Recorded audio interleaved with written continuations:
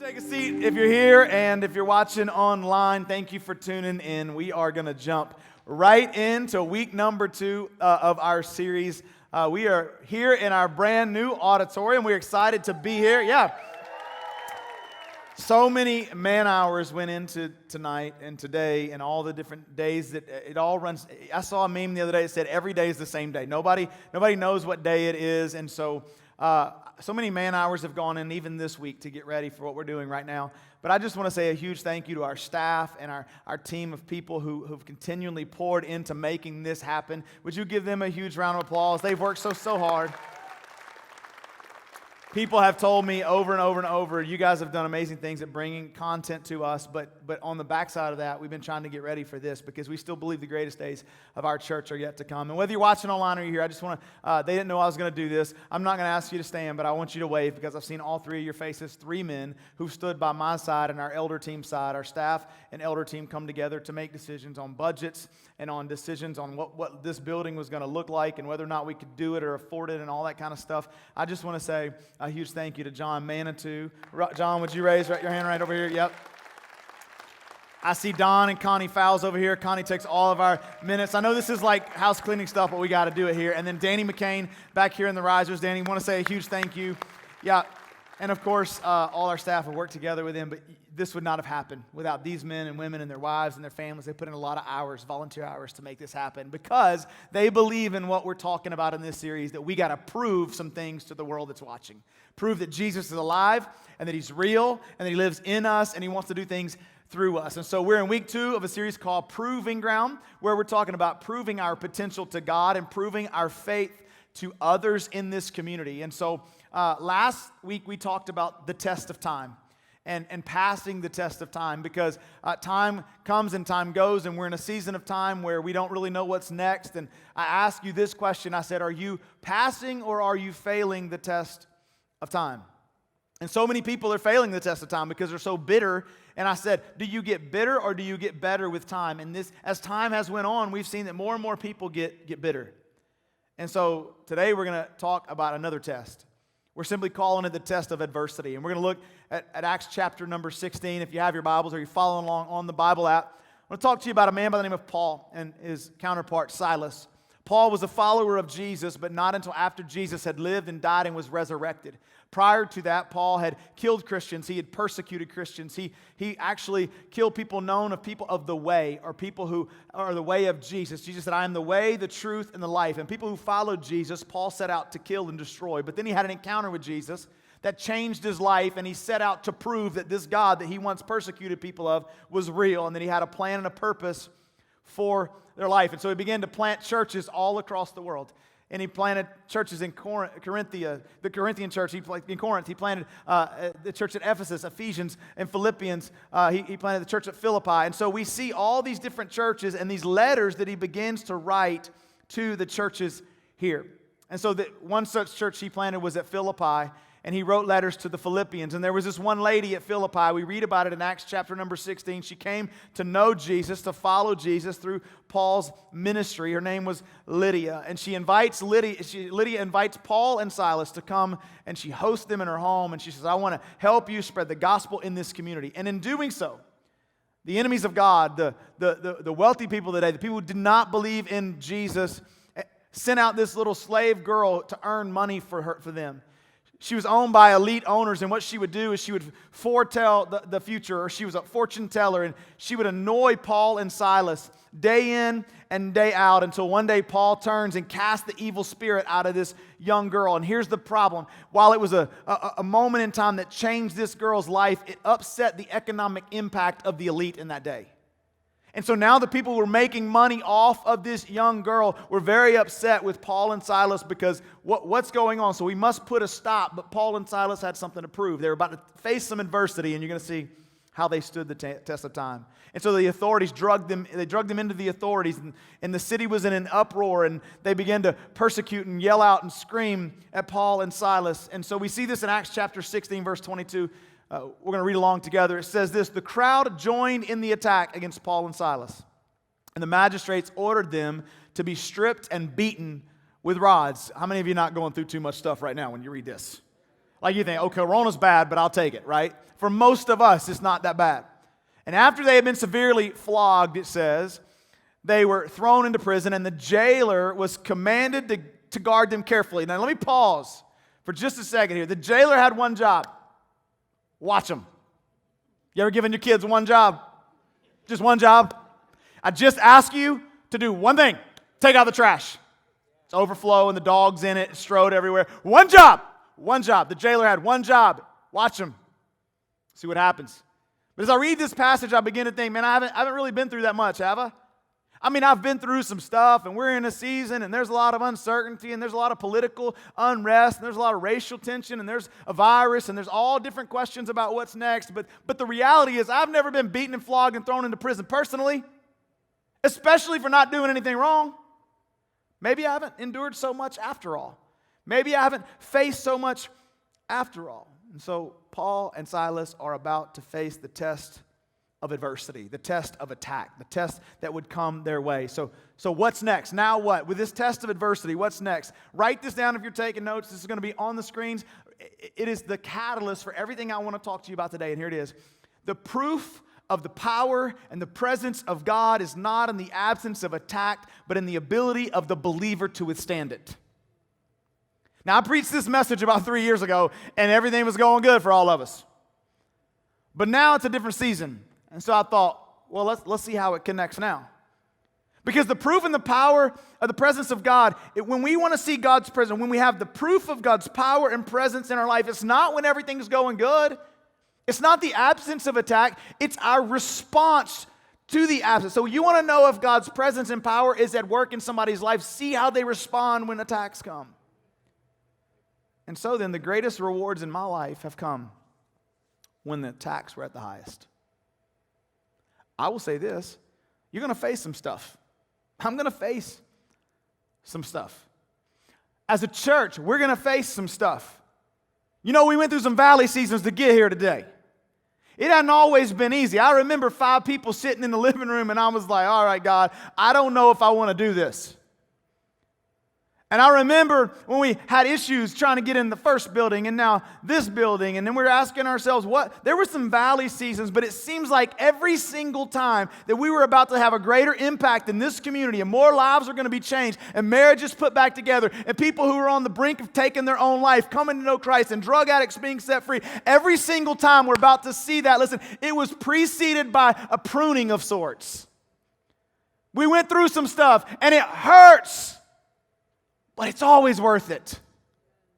And that's not just true of us as a church. As I walked out onto this stage today for the very first time with everything actually done, I'm thinking to myself, man, how did we get here? We didn't get here on mountaintops. We got here through some valleys. We got here through some adversity, and you didn't arrive here. You didn't arrive online. You didn't come to this place through some mountaintop experiences. Most of us came to know Christ in valley seasons, didn't we? Thank God for the valley season. Thank God for adversity, because that's when we either lean into God or run away from God. And now we're in this season where there's a lot of adversity. As individuals and as a church, let's be honest. We have personal struggles in this season. There are people going through chaos, and there's adversity in their life. And now as a church, we have adversity because now we got a new building, and what are we supposed to do? Because we can't even touch each other, and we can't get too close to each other. What do we do in this season with all the adversity personally, with all the adversity as a church? What are we to do? And so we arrive here and we say, okay, what's next as a church? What's next as individuals? Here's what I believe, and I feel like God's been laying on my heart, is that we have to push past the adversity and prove to the world that what we've claimed for the last 10 years is true. We've said Jesus is the center of everything. The gates of hell will not stand against the church. You understand? Jesus, He said, I will build my church. And the gates of, but we have, in this era, in this time, who are we going to be? Are we going to prove that, or are we going to kind of flail around and get more into politics? Come on. Some of us are more concerned about what's happened politically than we are about touching our neighbor's life. Listen to what happens in Acts chapter 16. Let's check in on the jailer.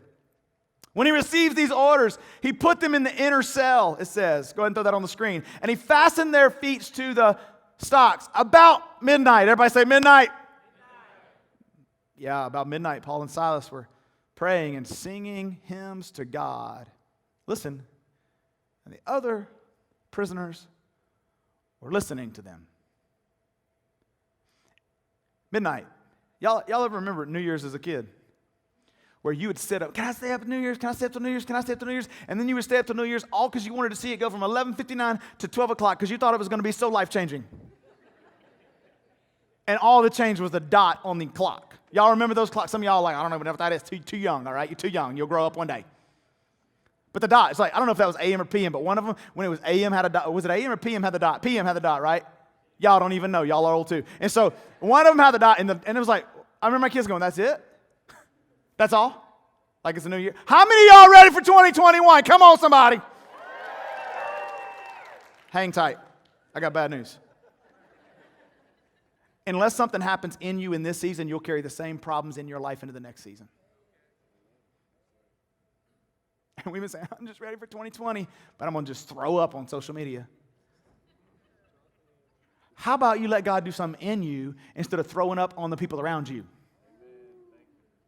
Midnight, 11:59 and 12 o'clock are the same unless something happens inside of you. Well, let's stay here for a minute. Is that all right? Because the question is, before Rona, COVID, whatever you call it, before everything shut down, were you allowing God to work in you? We're going to stay here. Before Corona, before the shutdown, before you went away from your job, before everything happened, were you allowing God to work in you? Or what we realized is we thought we were closer to Jesus than we were, some of us. Because when it all hit, we felt distant again because our faith hadn't grown that much. And so, are you struggling now because you didn't make the most of the opportunity, hear me out, to find wholeness and healing in the previous season?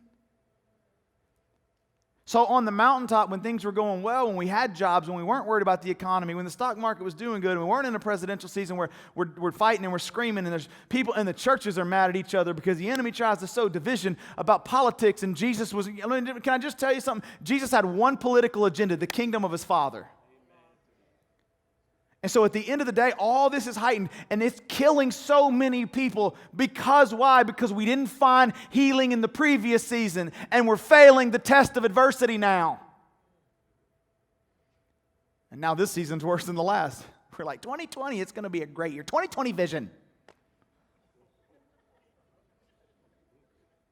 Right? Well, 2020's been midnight. Come on, right? It's midnight. I mean, look. I understand. Can I pause for a second and say that our brothers and sisters across this world have it a lot harder than us in most places? But for us, spoiled Americans in a country that's the top 4% of the wealthiest people in the world, if you make above the poverty level in our country, it hasn't been that good. I'm just going to be honest. And so we say, are you ready for 2021? The question is, what are you doing at midnight in 2020? Listen to what Paul and Silas were doing. Verse 25, about midnight, Paul and Silas were what? Praying and singing hymns to God. Wait a second. They weren't posting on Facebook and Twitter and Instagram and working on some TikTok videos.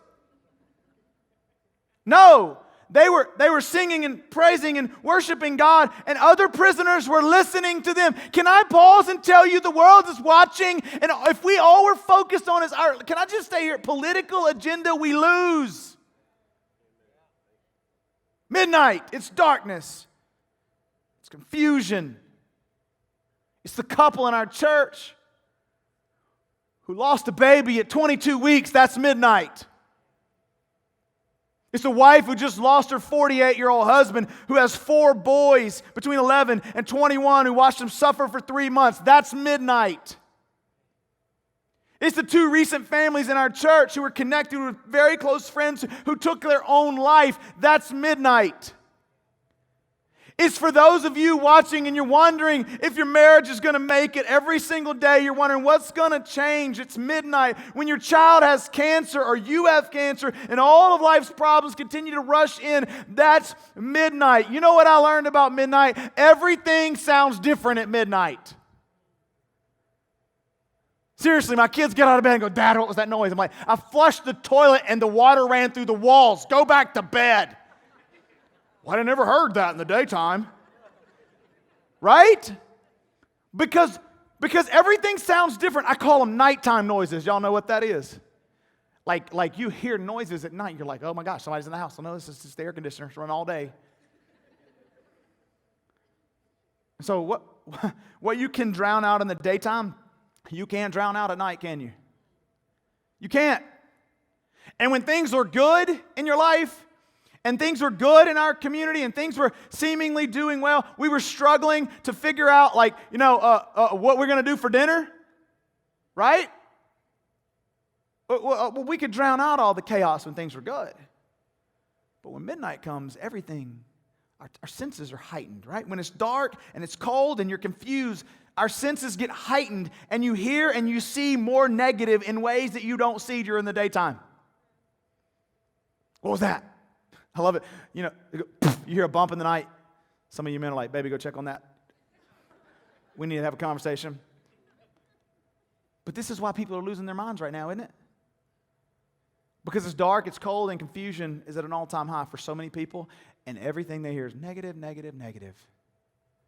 And so many Christians in quotation marks, because I'm not sure if you fully understand the God of the Bible, if all you're doing is failing the test of adversity, because all we can do is throw up our negativity. The world's watching. Paul and Silas are in shackles. They're flogged and they're beaten and they're thrown into prison. It hurts to lay on one side, right? So it hurts to lay on one side because they've been beaten, but it hurts to lay on the other side because they've been beaten. But something about Paul and Silas rings true. Where other people saw a prison wall, Paul and Silas saw a window of opportunity. Remember I talked to you last week about a moment in time? Recognize the season you're in. Recognize the moment you're in. Recognize what season of time, what moment in time are you in. They saw an opportunity, and what they understood is people are watching. Who is Relevant Church going to be? Who are we going to be? Let's check in on the jailer. Verse 26, suddenly there was such a violent earthquake that the foundations of the prison were shaken. Okay, now we got to go through an earthquake too, God. It was as if it wasn't hard enough sitting here still. I was hurting. Now the earth is shaking. It says, at once, all the prison doors flew open and everyone's chains came loose. And you know what we think? We're like, dang, Paul and Silas, I wish I could pray and sing like that. Let's not miss the fact that everybody around them's chains came loose too, because sometimes it's your praise that breaks the bondage of those watching you. And the church has got to quit complaining. And so, verse 27, the jailer woke up. Uh-oh, he had one job. Watch him. He done fell asleep. Now listen, this is, I love this. And when he saw the prison doors open, he drew his sword and he was about to kill himself because he thought the prisoners had escaped. But Paul shouted, don't harm yourself, we're all here. Hang tight. Paul's a better man than me. I'm gone. Anybody else, you gone? But there was something bigger than his comfort. He knew if he left, this man takes his own life. What if some of the stuff you're going through is really not about you and I in the first place? What if it's about the person that's watching or has one, and they're just waiting to turn their back on God, maybe take their own life? He says, don't harm yourself. We're all here. All of us. Not even one person took off. Not even the crazy one in the corner got away. The jailer called for lights. Why did he call for lights? Got to count. 1, 2, 3, 4, 5, 6, 7, 8. Okay, we're good. Call for lights. It says, and rushed in and fell down trembling before Paul and Silas. And it says, he then brought them out and asked, sirs, what must I do to be saved? Can I stay here for a second? As a pastor of a church who, gosh, it's emotional walking here, seeing your faces. I just ask you, The people who are watching you, you're watching online, you're sitting in your home, you're riding in your, wherever you're watching this, whenever you're watching this, or you're here today, do the people who are watching you ask, what must I do to be saved? Or why would I ever want to follow that God you follow? That's a big question. And the answer to that question is what makes or breaks us in the test of adversity. They replied, believe in the Lord Jesus Christ and you will be saved, you and your household. Then they spoke the word of the Lord to him and to all the others in his house. At that hour of the night, the jailer took them and washed their wounds. Then immediately he and all his household were baptized. The jailer brought them into his house and set a meal before them. He was filled with joy because he had become to believe in God, he and his whole household. People's lives were changed because Paul and Silas knew how to pass the test of adversity. They proved something, didn't they? So here's my question. What song are you singing right now? Wah, wah, wah, wah, wah, wah, wah. What can I say? What message are you sending? Some of us, the best thing we can do is log off of all news media outlets. Except when you're watching online here. Okay. Log off all of it. Check in and see when your kids are going back to school. They're not, okay? So it's cool. You're stuck again. Mom's like, I know, that's midnight. Stuck with these kids. It's midnight. Dad's like, I'm going to work. Daytime for me, midnight for you, right? So what message are you saying? What are you tweeting? What are you communicating? What are you saying? It's so good to have a live audience. Can I just be honest with you? Like, y'all laughing at my jokes. You people don't. Listen, the only way you can sing at midnight is if you memorize the melody in the light of day. I'll say it this way. At midnight, what you are singing in the light of day becomes more evident. This is what separates true believers from Christians. I'm not a Christian. I'm a Jesus follower. That's what I want to be. So my question is, what do you do in the light of day? What do you remember? What do you do in the light of day? Because what do you remember in the dark, cold seasons? You know what you're going to remember in the dark, cold seasons? What you do in the light of day. Your memory is a weird thing, isn't it? You ever? So like I remember like when I used to preach to people, and like people would come in like 4 different services, and I would hear people talk about the message, and I would sit around and talk with 5 or 6 people, and they'd be like, "That was a great message. I love it when you said this." I'm like, "I didn't say that." "Yeah, you said that." "No, I didn't." And he'd be like, "Yeah, I didn't say that." And then they would say, "Well, you said that." "I didn't say that either." Our memory's weird. Like we have. Your kids ever remember things wrong? Yeah, come on. Never forget one time when my kids were 9 and 5. It was the best day of my life. I decided to pull weeds. Because I'm convinced weeds are of the devil. Like, I think what happened was just kind of a little theology lesson here. I think God created Adam and Eve, and he put them in this perfect utopia, and they sinned, and weeds came up. That's what I think happened. It wasn't a utopia no more. It's like a result of sin. You got to toil and take care of the ground. Go dig them weeds. I think that's what God said. You have to read it for yourself. I think that was part of it. The sweat of your brow, digging weeds. I think that's what he was talking about. So I hate pulling weeds. And so my kids are like, "What? I gotta pull weeds. I gotta pull weeds." And so they go and they get socks on. They're like, "I don't have any gloves." I put a sock on your hand. And so they pull weeds, and they come back in, and they're telling them, "My dad made me pull weeds for like 7 hours and like scratch my leg, my arms, and I was like beating up an ants, and then I almost died." And I'm like, "No, you pulled like 7 minutes worth of weeds and you got a splinter, child. That's not what happened. You need to remember. You act like that's a big deal. Well, let me tell you some stories about your life. You don't remember the time your mom was driving home from Florida and your diaper blew out through your neck and it was all in your hair, and she had to stop and pull over and clean you up with a towel and then put you back together, and you rode home half naked. You don't remember that, do you? You don't remember when you threw up in baked beans in your bunk beds, do you? No, and then I almost threw up baked beans in your bunk bed. You don't remember that. Let me remind you of some things things that I did for you, and then you go pull some more weeds. As believers, we got to remember when God was so good, when things were good. When we went through the valley of the shadow of death, we didn't have to fear evil, for He was with us. His rod and His staff, it comforted us. That's what we got to remember right now. So, what do you remember when the lights go out and the test of adversity rears its head? Tell you what I remember. I remember 11 years old. First hearing that I'd done some bad stuff called sin.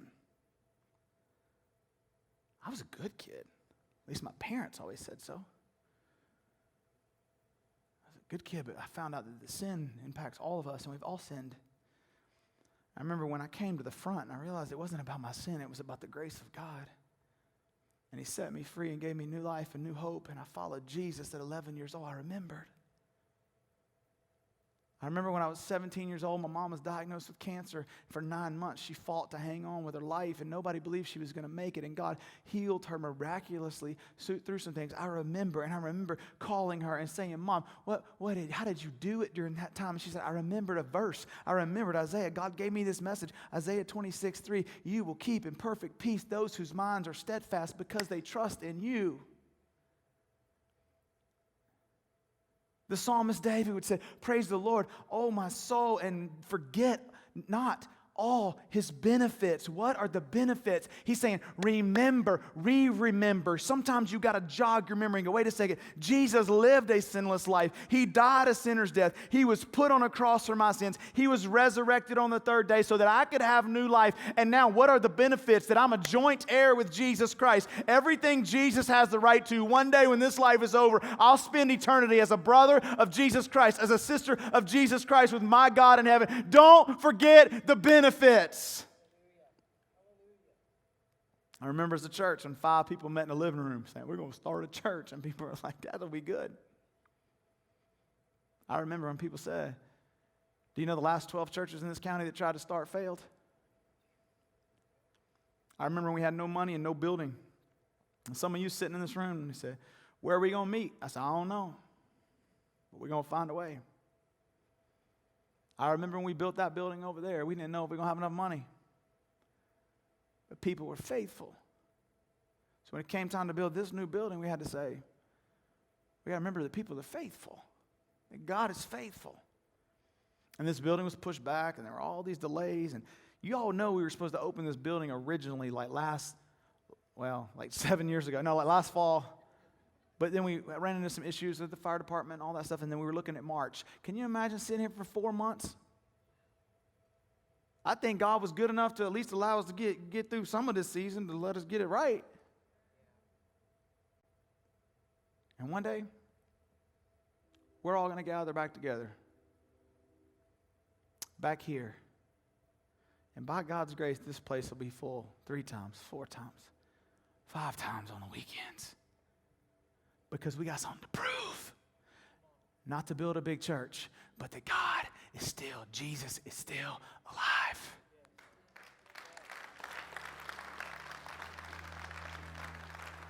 And so we're going to continue to make an impact, an incredible impact. How do I know?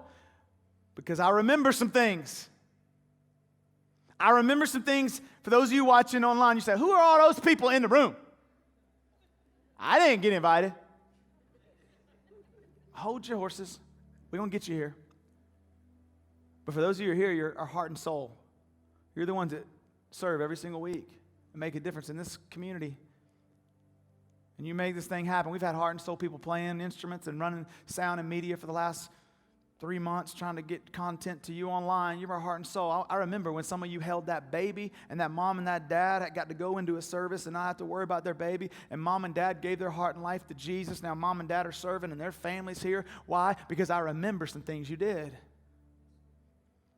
I remember, I see some of our parking team in the back. I remember when a suicidal person came into our parking lot and you didn't even know it, but you showed them grace and parked them and gave them a high five and loved them, and then they were welcomed to the VIP area and they came to know Christ, and now they're made whole and they're in different places to find wholeness and recovery in different seasons of life, and they're serving God because I remember those things. I remember when the marriage that had ended and a mom showed up looking for hope, and people in our safety team surrounded her and protected her when there was a situation on our campus one time that was kind of out of control. I remember those things, and that tells me something. We can do this.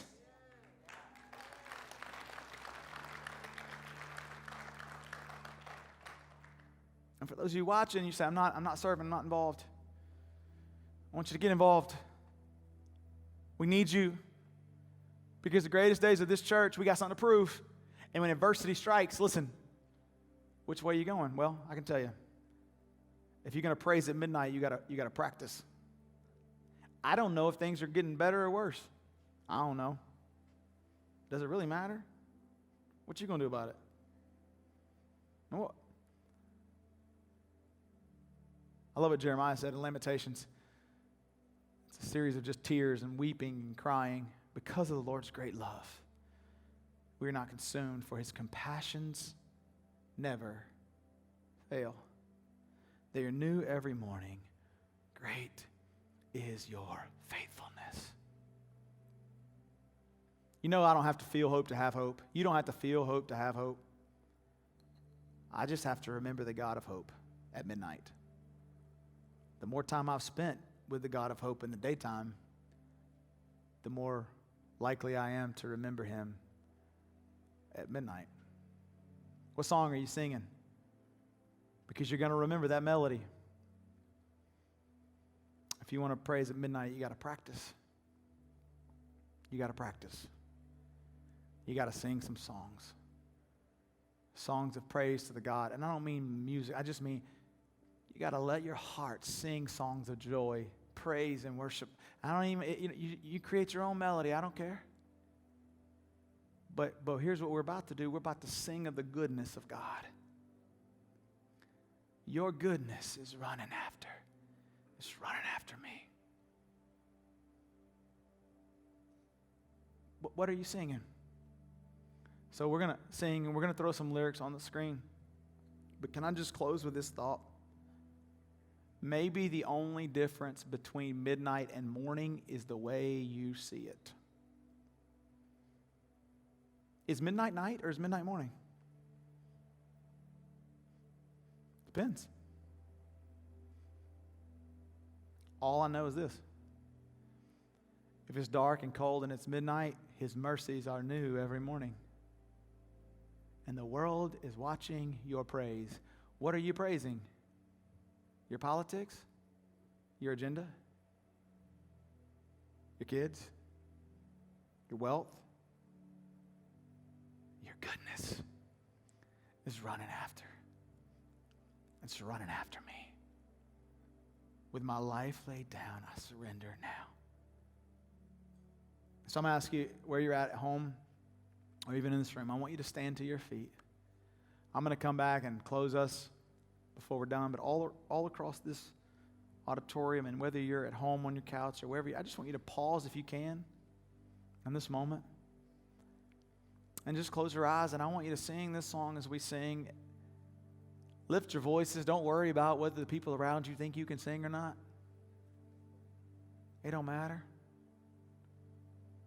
But let's sing. Let's memorize some melodies right now. And then I'm going to come back and close us. Father, I pray you would speak in this time, in this moment, during this song. In Jesus' name.